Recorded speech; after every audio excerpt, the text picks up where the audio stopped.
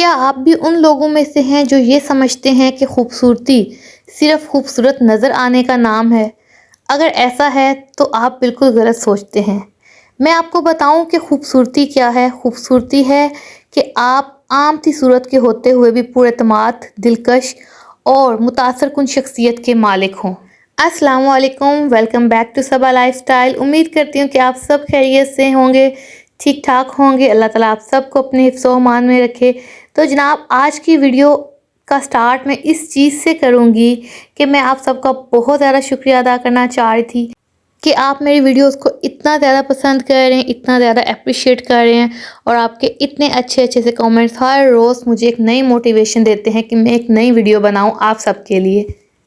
मेरी कोशिश यही होती है कि मैं अपनी वीडियोस में आपको अपनी डेली रूटीन शेयर करूं। इसके अलावा कोई ना कोई मोटिवेशन लाजमी दूं जो आपके काम आ सके।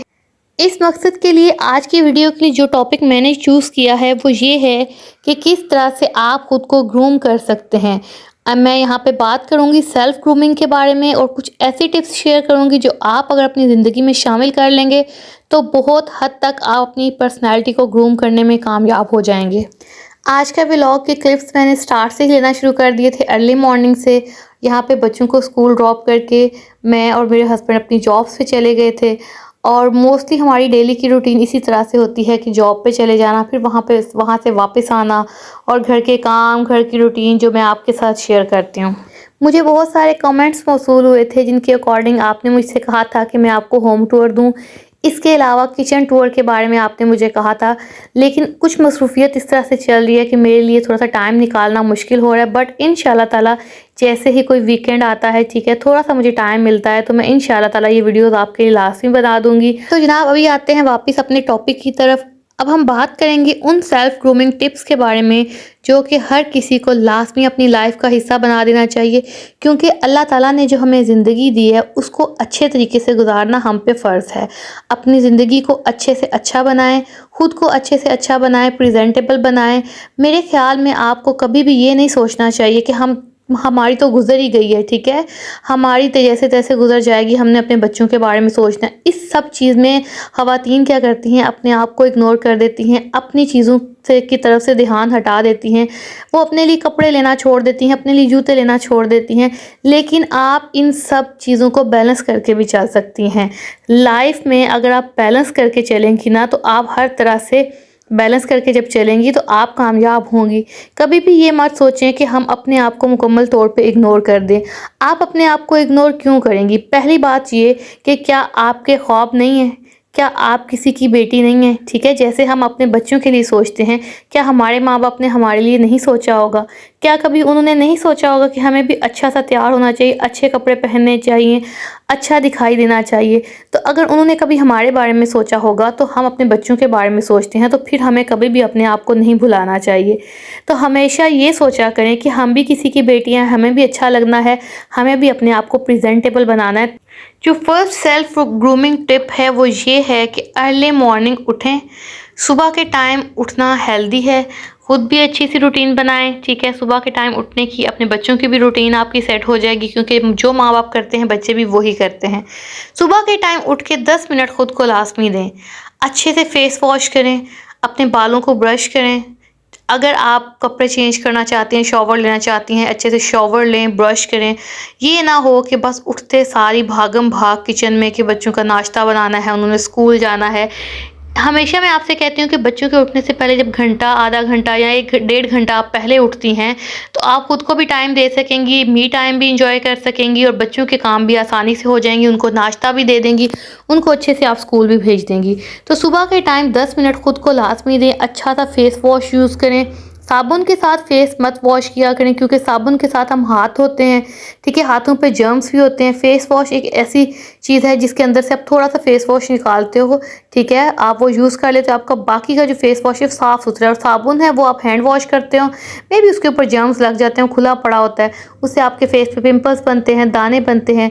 तो लाजमी कोशिश करें कि बहुत महंगा नहीं बट मुनासिब सी कीमत में कोई अच्छा सा फेस वॉश यूज़ किया करें अपने फेस को वॉश करने के लिए। और कभी भी टॉवल के साथ अपना फेस वॉश ना किया करें, उस टॉवल के साथ जो कि आप नहाने के लिए यूज़ करते हैं या कोई दूसरा इस्तेमाल करता है, कोशिश करें कि कोई साफ़ लॉन का दुपट्टा अलहदा से रख लें, ठीक है? या फिर हैंड टॉवल्स होते हैं सेपरेट फेस के लिए, आप वो रख लें, जो कि सिर्फ स्पेसिफिकली आपके फेस के लिए। हफ्ते में उसे वॉश कर लिया करें 2 दफ़ा या 1-2 दफ़ा या 3 दफ़ा उसको अच्छे से वॉश कर लिया करें।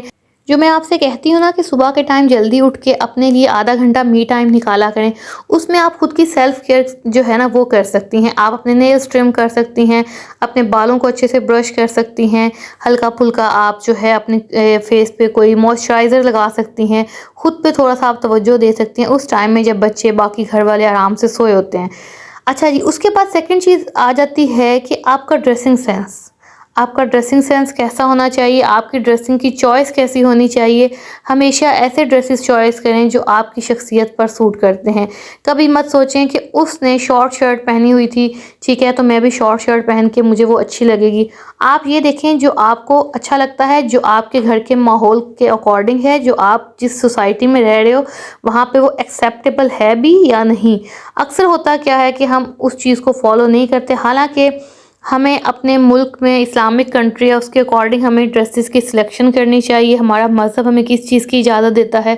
आप बेशक स्टाइलिश ड्रेसेस लाज़मी पहने, बट ऐसे ड्रेसेस होने चाहिए जो आपको फुली कवर करें और आपके इस्लामिक कल्चर के अकॉर्डिंग हो, ठीक है? और बस आपने कोशिश क्या करनी है कि आपका लिबास साफ़ सुथरा हो, आप कपड़ों को प्रेस करके पहना करें, ठीक है? और घिसे पुराने कपड़े जो है ना उनमें वाकई कंफर्टेबल तो इंसान बहुत फ़ील करता है, बट मेरा ख्याल है कि जब हम इस तरह से पुराने कपड़े पहनना शुरू कर देते हैं, उनमें ज़्यादा कंफर्टेबल फ़ील करना शुरू कर देते हैं, तो हमें आदत हो जाती है और ऐसे पुराने फटे हुए कपड़े वो अच्छे भी बिल्कुल नहीं लगते। तो कोशिश करें कि अपने ऊपर भी लाज़मी खर्चा करें। अगर जहाँ पे अपने बच्चों के 3-4 सूट लेती हैं, एक आध लाज़मी अपने लिए भी एक परचेज़ कर लिया करें, क्योंकि लिबास आपकी शख्सियत को बहुत ज़्यादा पुरअसर बनाता है। अच्छा लिबास पहना हो तो लोग आपकी बात भी सुनेंगे, ठीक है? ये पहले की बातें होती थी कि जी आपका अखलाक ज़्यादा मैटर करता है, लिबास तो मैटर ही नहीं करता। और फैक्ट ये है कि खुश लिबास इंसान जो है उसकी बात लोग तवज्जो से सुनते हैं, उसको अहमियत भी देते हैं। तो कोशिश करें अच्छा लिबास पहने, बहुत महंगा ना हो लेकिन अच्छा हो, डिसेंट हो, आपकी शख्सियत के लिए मुतासिर-कुन हो और आप उसमें कंफर्टेबल फ़ील करें। तो लाज़मी अपनी अलमारियों में जो कपड़े आपने रखे हुए हैं ना कि नहीं मैं कहीं जाऊँगी तो पहनूँगी, घर में भी अच्छे कपड़े पहना करें। 3 से 4 सूट आप अच्छे वाले रख लें, ठीक है, कहीं आने-जाने के लिए, लेकिन बाकी जो सूट हैं उनको निकालें, उनको घर में पहनें, क्योंकि घर में आपके बच्चे भी ये चाहते हैं कि आप अच्छे नज़र आएँ, हमारी मम्मा अच्छी नज़र आएँ, आपके हस्बैंड भी चाहते हैं कि उनकी जो बेगम है वो अच्छी नज़र आएँ।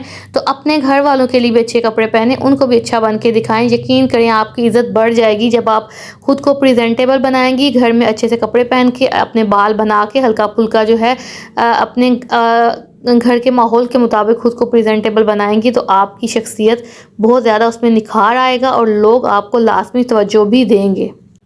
मैंने देखा है कि अक्सर ख़वातीन ये शिकायत करती हैं कि उन्हें कोई तवज्जो नहीं देता, उनके हस्बैंड उनको तवज्जो नहीं देते, उनके बच्चे उनकी बात नहीं सुनते। होता क्या है कि समटाइम्स ख़वातीन खुद को घर के कामों में उलझा के खुद पर तवज्जो देना वो बिल्कुल भूल जाती है। ना उन बेचारियों को कंघी करने का टाइम मिलता है, ना नहाने का टाइम मिलता है। वही पुराने कपड़े 2-2 3-3 दिन तक बदलने का भी टाइम नहीं मिलता। तो खुद सोचें कि जब आप खुद को इस तरह से छोड़ देंगी तो कोई आपकी बात क्यों सुनेगा, कोई आप पे तवज्जो क्यों देगा, ठीक है? बेशक माँ-बाप की इज़्ज़त होती है, बच्चों के दिल में, शौहर के दिल में बीवी की अहमियत होती है, बट हर कोई एक अच्छी चीज़ डिमांड करता है। जैसे हमारे दिल को खूबसूरती अच्छी लगती है, हमारी आँखें खूबसूरत चीज़ को ज़्यादा पसंद करती हैं, सेम यही केस आप अपने ऊपर भी अप्लाई कर लें, ठीक है? जैसे आपको अच्छी चीज़ें अट्रैक्ट करती हैं, वैसे ही हमारे बच्चों को, हमारे हस्बैंड को ये चाहिए होता है कि हम भी अच्छे लगें, हम भी प्रेजेंटेबल लगें। हमारी सोसाइटी ये डिमांड करती है कि हम प्रेजेंटेबल हों, हमने अच्छा लिबास पहना हो, और लोग जो हैं उसी को सुनते हैं जिसने अच्छा लिबास पहना हो। ये एक अटल हकीकत है।